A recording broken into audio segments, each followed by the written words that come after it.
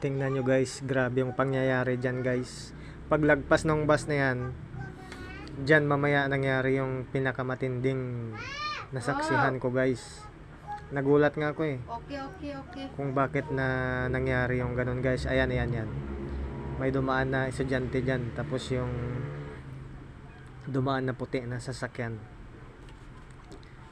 Hindi ko alam na ganyan yung mangyayari kasi biglaan, kasi nakahinto ako dyan sa tabi nung mga oras na yan. Lumabas yung sasakyan na yan, yung pula na yan, dalawa. At tinabunan ng jeep na yan. May naglalakad na dalawang estudyante dyan.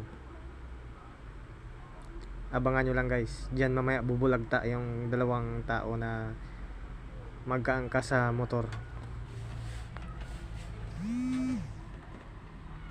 Ayan. May sasakyan na lalabas ulit dyan, dalawa.